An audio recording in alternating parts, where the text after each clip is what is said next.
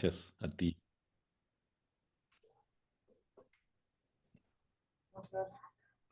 Okay. Vamos a dar por inaugurado este primer ciclo año 2025 de este 11 Seminario Internacional, una nueva idea del hombre y la inteligencia artificial. El título de la ponencia, la inteligencia artificial como ensamblaje cognitivo. La misma que va a estar a cargo del doctor Ernesto Priani Saizo. Él es filósofo por la Universidad Nacional Autónoma de México, para el directorio del Instituto Peruano de Inteligencia Artificial y Ciudadanía Digital, colaboradores en el Perú y en el extranjero. Siempre es un altísimo honor, un privilegio académico e intelectual contar con la participación del doctor Ernesto Piani Saizo, remotamente desde el hermano país de México. Puede dar inicio a su presentación, maestro. Muchas gracias, Daniel. Y como siempre, un gusto estar con todos ustedes charlando aquí sobre la nueva idea del hombre y la inteligencia artificial. Lo que hemos visto en las últimas sesiones, las últimas tres sesiones, han sido las concepciones del hombre que subyacen a las que me parecen las tres posiciones filosóficas más relevantes en este momento para atender el problema de la inteligencia artificial o la emergencia de la inteligencia artificial. Una es, por supuesto, el transhumanismo, es decir, esta posición que de hecho domina en muchos sentidos la concepción de la inteligencia artificial en Silicon Valley. Hemos visto también las posiciones posthumanistas, que de manera mucho más profunda, a mi juicio, abordan el problema del hombre, no solo desde el punto de vista antropológico, sino desde el punto de vista de la concepción del hombre desde el hombre. Hemos visto también la propuesta de las ecologías humanas, que nos abren la puerta a la idea de que hay muchas formas de ser humano, es decir, que la constitución del ser hombre no está centrada en una sola versión o en un solo principio, sino que en realidad se manifiesta de múltiples formas.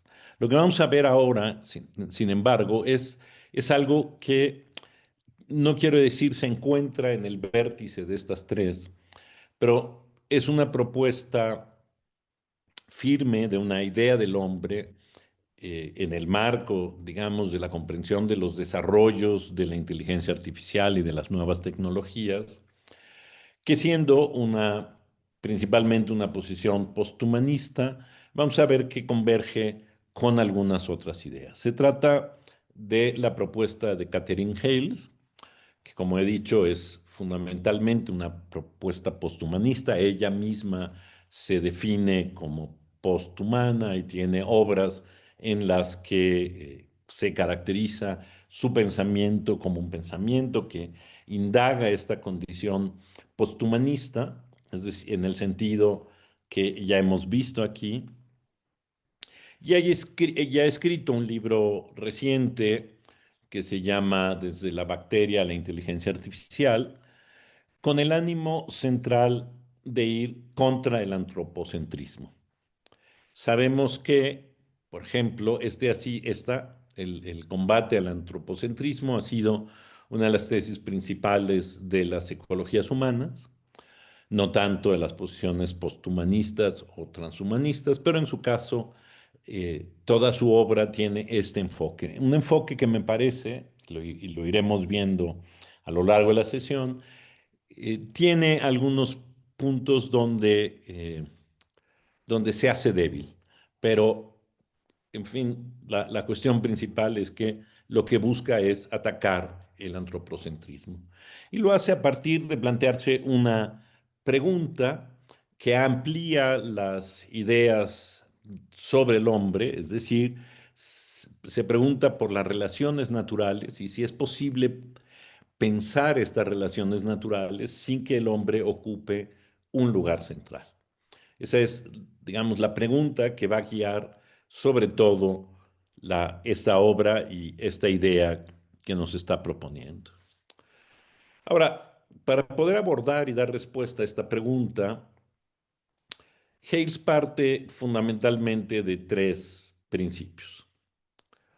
El primero es argumentar que el término inteligencia en realidad es un término muy difuso para caracterizar algo que supuestamente es privativo del hombre.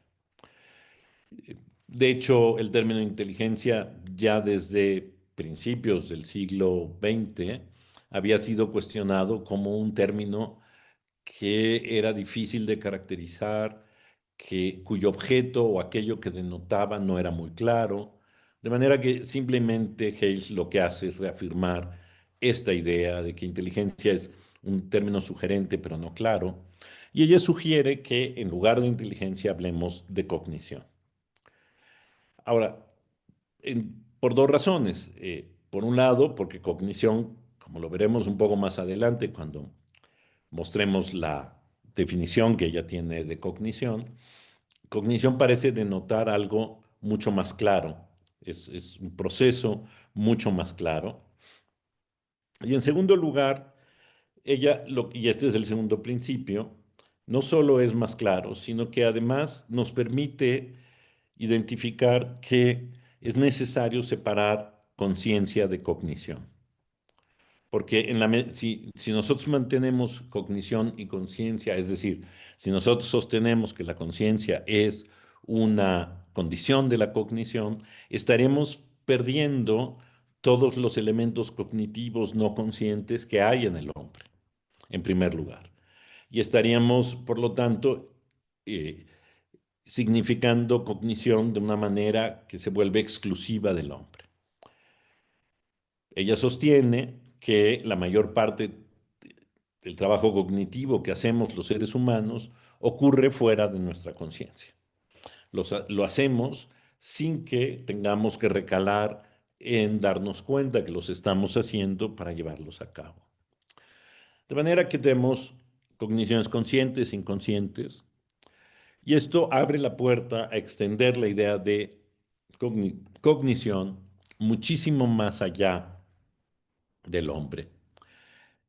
Para Hales, la cognición es fundamentalmente un proceso interpretativo que lo que hace es literalmente conectar información con significados dentro de contextos específicos. Los tres elementos son muy importantes de subrayar, es decir, información por un lado, significación por otro, contextos específicos por otros. Es decir, no se da en abstracto, se da de manera concreta y es una significación de una cantidad de información recibida.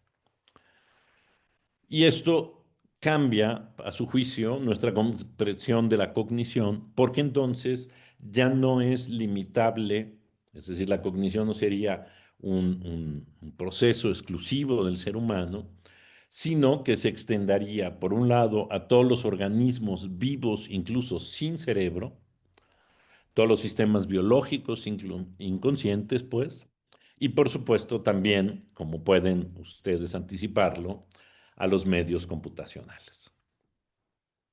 Ahora, dentro de este modelo queda claro que lo que eh, lo encabeza, es decir, lo que tiene primacía, es la información. La información es el fundamento de todo este proceso. Una idea además que sabemos ha ido ganando terreno teórico en muchos lados y de muchas maneras, de que antes que la vida, antes que los principios físicos, etcétera, lo que hay o lo que tenemos es información. Ahora, lo interesante es que de este insumo fundamental que es la información, el significado es fundamentalmente para ella un hacer, sobre todo en el reino de los seres vivos. Es decir, desde el punto de vista de la biosemiótica, lo que implica el significado es una acción que proviene de los estímulos ambientales. Y el ejemplo que siempre se me ocurre para este caso es la flor que va siguiendo al sol a lo largo del día, es decir, recibe el estímulo, la información biológica de la presencia del sol y realiza una acción. Y ella considera que la abstracción humana es, digamos, una acción notable que se distingue de la del resto de los seres vivos porque crea símbolos abstractos. Pero desde su punto de vista, los seres humanos no somos los únicos que generamos significados, lo cual es fácil de suscribir, pero hay que notar también aquí cómo de todas maneras ella le deja al hombre una posición excepcional, es decir, somos los seres humanos aquellos que podemos otorgar significados abstractos, aunque veremos que con la aparición de la tecnología, esto tampoco acaba por ser absoluto.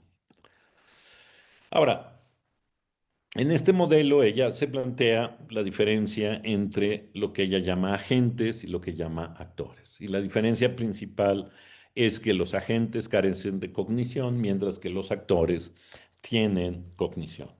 Los agentes son, por supuesto, todos aquellos eventos físico-químicos que tienen la capacidad de cambiar las cosas y de transformar la materia. Pero, como sabemos, estas transformaciones no implican una interpretación. Es simple y sencillamente procesos de agencia, procesos de realización que no pasan por una deliberación de algún tipo. Mientras que los actores sí interpretan información y realizan selecciones basadas en esta interpretación. De manera que en el mundo, en el sistema general del mundo, encontraríamos agentes y actores basados en esta diferencia fundamental de la cognición. Lo interesante es que los actores cognitivos para ella tienen horizontes de conocimiento. Y aquí ella retoma las ideas de un biólogo que ya hemos visto, que fue discutido sobre todo en las primeras presentaciones, cuando hablamos de Max Scheler, de Ernest Cassirer, de Arnold Gehlen, que es Jacob Johann von Uexküll, porque para él todas las criaturas tienen lo que llama un Welt, es decir, que tienen un horizonte de conocimiento o de vida del cual no pueden salir. Es decir, son capaces de percibir el mundo solo de esta forma y ella piensa que a veces estos pueden solaparse, pero nunca coinciden completamente. Es decir, no hay manera de compartir enteramente el horizonte de conocimiento de otra criatura. Pero, asumiendo esta posición de que todas las criaturas tienen un horizonte de conocimiento, ella propone que ningún horizonte de conocimiento tiene por qué dominar a los demás. Esto parece más una proposición de carácter ético que un reflejo de una organización natural, desde el punto de vista de que los seres humanos tendríamos que asumir que nuestro horizonte cognitivo o nuestro horizonte de conocimiento no tiene por qué superar o ser dominante respecto a los demás. Dentro de este mismo modelo, lo que ella va a llamar el marco cognitivo integrado, es decir, lo que nos ha ido trazando hasta ahora, es fundamentalmente la idea de que en el mundo hay una estructura de agentes eh, que actúan físicamente y otros que actúan deliberativamente, y que digamos, la existencia de estos agentes implica pensar la conformación de toda nuestra realidad a partir de tres racionalidades. Y esta integración de las tres racionalidades es lo que ella llama el marco cognitivo integrado. Según el cual, por supuesto, por un lado la mecánica cuántica, por otro lado la biología evolutiva y por otro lado la técnica, convergen y mantienen semejanzas y relaciones parecidas en la realidad. la mecánica cuántica la plantea sobre todo en términos de que la medición constituye el fenómeno mismo, es decir, no es que midamos un fenómeno, sino que al medirlo estamos de alguna manera creando. Esto no solo revela por supuesto, el fenómeno, sino que genera información. Es decir, lo que ella está planteando aquí es que en el origen físico hay una producción originaria de información. Y este, y esta es una condición importante, en principio. Y por otro lado, la biología, en el caso de la biología evolutiva, su idea fundamental es que la simbiosis y lo que llama simbiopoiesis, es decir, la simbiosis y la creación simbiótica, son los mecanismos fundamentales y no excepcionales. Es decir, que en realidad el mundo evoluciona en función de estas simbiosis y no de otras formas, o digamos, evoluciona sobre todo a partir de la simbiosis y no de otra forma. Y en este sentido verá la técnica no como un añadido, sino como algo constitutivo del ser humano y en esa medida la tecnología sería nuestra forma evolutiva. Este marco lo que intentaría integrar son estos tres niveles para que comprendiéramos nuestra realidad desde, digamos, una posición micro, una posición evolutiva y una posición tecnológica. Por supuesto, explicar con más detalle todo lo que está implicado aquí llevaría mucho tiempo. La intención es fundamentalmente mostrar cuál es la estructura de la propuesta que ella está planteando para llegar finalmente a la idea de hombre que va a surgir y que va a proponer a partir de estas ideas. Ahora, el último punto de este marco cognitivo integrado es cómo la tecnología se convierte en un elemento de evolución humana. Y entonces ella lo que sugiere, y me parece que esta es una de sus tesis más importantes, es que incluso las computadoras aisladas, es decir, computadoras que no están en red, tienen poder cognitivo, tienen capacidad para hacer interpretaciones y crear sentido. Y de esta manera, por supuesto, hay una serie de esta idea fundamental se desprenden una serie de cuestiones. Una de ellas, y que es interesante, es hacer notar que, sobre todo en el campo de la computación, hay una inspiración biológica. Y entonces uno podría pensar, por supuesto, que esta inspiración biológica, por ejemplo, que las inteligencias artificiales buscan crear estructuras generativas que parecen o imitan la cognición de organismos biológicos, no es solo un capricho, una metáfora afortunada para caracterizar estas creaciones, sino que constituye realmente un motor que caracteriza al final las tecnologías. ¿Por qué? Porque no solo tienen inspiración biológica, sino que además desarrollan capacidades interpretativas. Es decir, a partir de esta inspiración biológica, lo que se ha hecho es que los sistemas de cómputo y muchos otros sistemas inteligentes de los que hablaríamos hoy en general, tienen habilidades interpretativas. Y en esta medida, las computadoras participan en la práctica de la creación de significado por vías que no son biológicas.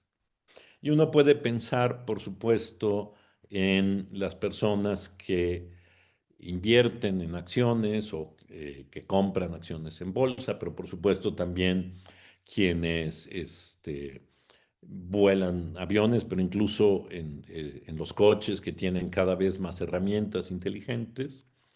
Está muy claro que están proponiendo todo el tiempo interpretaciones de datos para, para que la persona humana decida qué hacer. De manera que digamos, de alguna manera, esta concepción de los medios computacionales lo que nos permite entender es que participan activamente en la producción de sentido todo el tiempo y a todos niveles. De manera que su propuesta central es la idea de que lo que vivimos hoy, lo que tenemos hoy, son ensamblajes cognitivos. Y los tenemos, por supuesto, con las computadoras, pero también lo tenemos con los organismos biológicos. Lo que, lo que ella ve es que estamos constituidos por redes donde los seres humanos, los organismos no humanos y los medios computacionales están interactuando todo el tiempo y están interpretando conjuntamente la realidad. Claro, lo hacen de manera diferenciada porque los organismos biológicos lidian inmediatamente con el ambiente, es decir, responden al ambiente en el que se encuentran, incluyéndonos, por supuesto, a nosotros mismos, los humanos. Mientras que los sistemas computacionales nacen rígidos, con propósitos muy definidos, y aunque se irán volviendo flexibles todo el tiempo, no interactúan inmediatamente con el ambiente. Es decir, hay una mediación de organismos vivos que median entre el ambiente y los sistemas computacionales. Y en este sentido, los organismos vivos y los sistemas computacionales siguen trayectorias evolutivas divergentes, se construyen de otras maneras, porque los organismos vivos lo que siguen es la máxima de reproducirse para sobrevivir, pero en realidad las computadoras lo que hacen es, digamos, nacer completas e integradas y a partir de ahí se comienzan a cambiar, no para adaptarse al ambiente, sino para desarrollar las potencialidades que la tecnología o que esa técnica en particular tiene. Y estas diferencias o este contraste evolutivo lo que va a hacer es enriquecer, por supuesto, los procesos evolutivos generales en el mundo. Y ella se pronuncia a favor de la tecnosimbiosis, es decir, la idea de que el futuro va a ser compartido con las inteligencias artificiales y con los elementos o las entidades cognitivas no humanas porque, digamos, nuestra interacción con ellas se irá volviendo cada vez más profundo, más amplio, más generalizado, de manera que nuestro marco cognitivo irá incorporando de una manera mayor, a partir, digamos, de una simbiosis, nuestro propio desarrollo.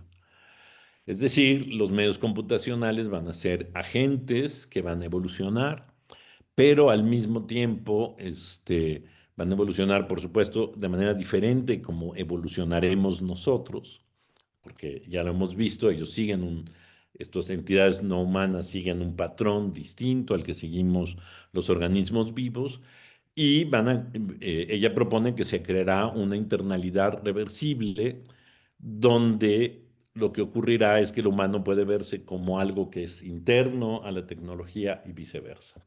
Es decir, que no estaremos fuera del mundo tecnológico y al mismo tiempo la tecnología no estaría fuera de nuestro mundo. Con esto podríamos preguntarnos entonces, ¿qué es el hombre? Es decir, en esta posición y en este mundo que ha descrito, ¿cuál es realmente la concepción del hombre que ella está sugiriendo? Lo que podríamos decir es que en primer lugar ella entiende que el hombre es un actor, específicamente más bien es un agente, pero no es el único agente de la cognición porque el hombre no posee el monopolio del sentido. No lo ha poseído nunca, pero ahora que además tenemos estos instrumentos o estas entidades no humanas como las computadoras, todavía en menor escala, tiene el monopolio del sentido. De manera que su existencia se da, como vemos, dentro de una red de agentes que contempla seres vivos y seres no orgánicos. Es decir, vivimos en red y la evolución de nuestra evolución o la evolución de los seres humanos se produce a partir de su simbiosis. De manera que Lo que ella propondría al final es que el hombre es un ser simbiótico. No somos unas entidades únicas que se reducen a una integridad esencial, por llamarlo así, sino que en realidad somos entidades híbridas que coexistimos con otras entidades para constituirnos. Es decir, no solo coexistimos en un mismo espacio, sino que nos constituimos junto con los organismos vivos y junto con las entidades no orgánicas. Y en ese sentido, la inteligencia artificial va a ser crucial para nuestra adaptación cultural. Es decir, en un futuro, la capacidad de procesamiento y la velocidad de cognición de las inteligencias artificiales va a aumentar inmensamente y esto nos va a colocar en una posición completamente nueva porque serán capaces de crear cogniciones que no somos capaces las entidades biológicas de generar. Además, va a permitir, ella imagina, automatizar sensores a distancia y actuar a distancia para incluso ampliar nuestra presencia cognitiva. Y vamos a poder, y esto es algo que sabemos que ya está ocurriendo, hacer grandes modelos del clima, de los yacimientos petroleros, de las interacciones sociales, etcétera, para crear modelos más complejos de la realidad y además vamos a poder estar permanentemente en vigilancia, por ejemplo, en los sistemas de finanzas globales, que hoy, por ejemplo, ya no son posibles sin la asistencia de la computación. Es decir, finalmente podemos ver cómo la inteligencia artificial entrará a formar parte orgánica o parte constitutiva de la red que nos constituye.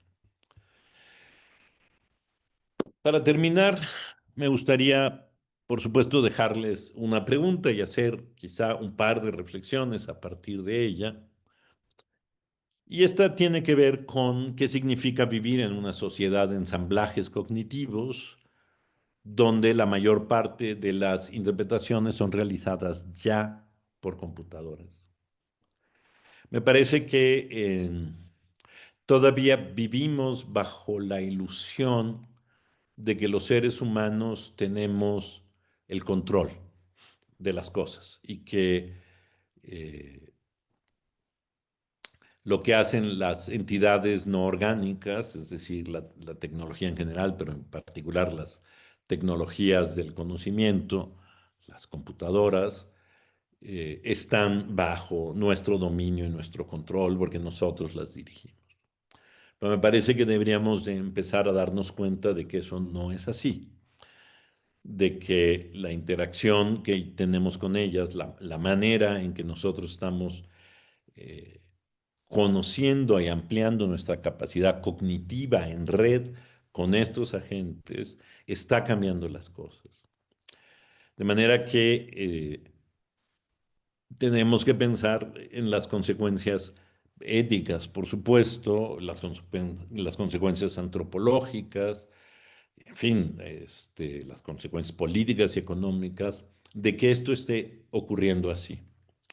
No porque piense yo que sea revertible, porque me parece que no es reversible, sino porque es digamos, si no lo pensamos así y sostenemos o seguimos pensando en esta ilusión del dominio humano, estaríamos pues siempre como no comprendiendo qué es lo que está ocurriendo en nuestro entorno. Piensen ustedes en la cantidad de cogniciones que se hacen a partir de información que sistemas computacionales les dan en su día a día. Y no me refiero solo a estas grandes interpretaciones que puede ser el estado del mercado, o de las finanzas nacionales, sino simple y sencillamente en la vida cotidiana a partir de un instrumento una entidad tan cercana ya a nosotros como es el celular, qué cantidad de decisiones tomamos a partir de la información que encontramos ahí. Nos daremos cuenta de cómo hemos ido creando no solo una dependencia, sino, me gusta más verlo, como una red de conocimiento que se extiende a partir de esta entidad no orgánica que es el celular. De manera que pues termino con esto nuestra penúltima sesión, y bueno, invitarlos a vernos la próxima vez. Muchas gracias. Vamos a dar por clausurado este primer ciclo año 2025 de este 11º Seminario Internacional, una nueva idea del hombre y la inteligencia artificial. El título de la ponencia: la inteligencia artificial como ensamblaje cognitivo. A nombre del directorio del Instituto Peruano de Inteligencia Artificial y Ciudadanía Digital, colaboradores en el Perú y en el extranjero, siempre es un altísimo honor, un privilegio académico e intelectual contar con la participación del doctor Ernesto Priani Saizo. Un abrazo muy fuerte, maestro. Muchas Muchas gracias. gracias.